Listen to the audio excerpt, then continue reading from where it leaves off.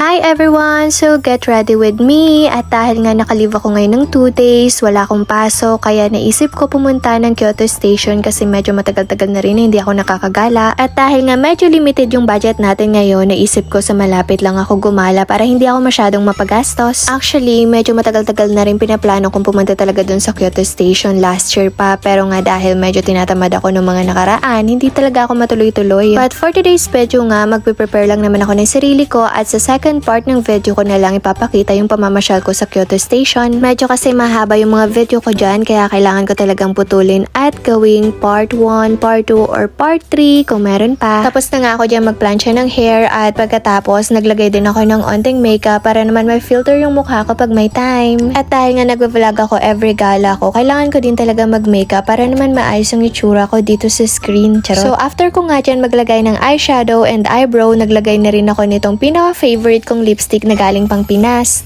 At kung updated kayo at natatandaan nyo, yung last time na blinag ko na flinex ko yung mga in-order ko sa Shein, eto na nga pala, susuotin ko na yung pinaka-first earring na in-order ko sa Shein. Nakaset na nga pala yung ikaw na to at 15 piraso nga pala siya per pair at dahil nga naka-white ako dyan, naisip ko mag-white earring na lang din. Minsan kasi gusto ko malalaki yung earring at minsan din gusto ko maliliit, depende sa mood ko. So dahil nga medyo plain yung outfit natin for today's video, naisip ko na lang din na mag-white. Bali more on white and pink and light blue yung outfit ko for today's video. So nilagay ko na nga dyan yung earrings ko at tumawara muna ako saglit at pagkatapos naisip ko maglagay nitong necklace na in-order ko lang din sa Shein. Medyo matagal ko na siyang in-order last year pa kaya hindi siya nakasali dun sa blinag ko last time for Shein. Natapos na nga ako dyan maglagay ng necklace at sinabayan ko na rin ng bracelet na binili ko rin sa Yakoen. Bali plinansya ko nga pala ulit itong hair ko kasi mabilis siyang mag-curl at hindi siya masyadong naplansya kanina kaya inulit ko ulit. So ayun na nga, habang nagpaplansya ako dyan ng buhok, napansin ko na hindi bagay yung hikaw na ginamit ko kanina kaya naisip kong palitan na lang ng medyo maliit.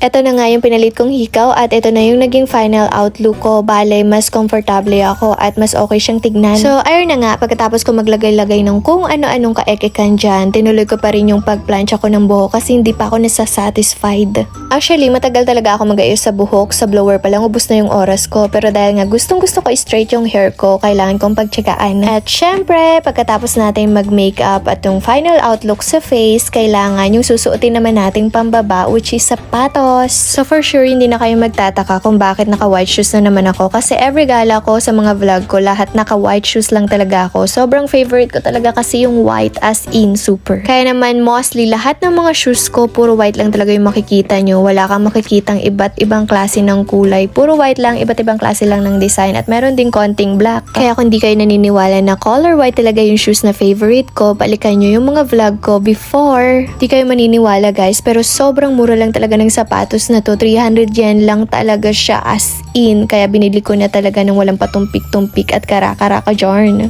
After ko nga magsuot ng sapatos dyan ay naglagay din ako ng konting pabango na bigay pa sa akin ng nanay ko. Last year pa talaga to guys, pero buhay na buhay pa at hindi pa ubos. And here's my final look. So eto na yung tsura ko. Medyo simple lang talaga yung aura natin for today's video at maya maya magja-jacket din naman ako kasi sobrang lamig sa labas. Winter pa rin kasi dito sa Japan. At dahil nga wala masyadong matino at malaking salamin dito sa bahay, pinagtyagaan ko na lang dito mag-OOTD sa may salamin sa CR. And finally, I'm done with getting ready with me and pupunta na ako sa Kyoto Station at abangan nyo yung part 2 ng video nito. Bye!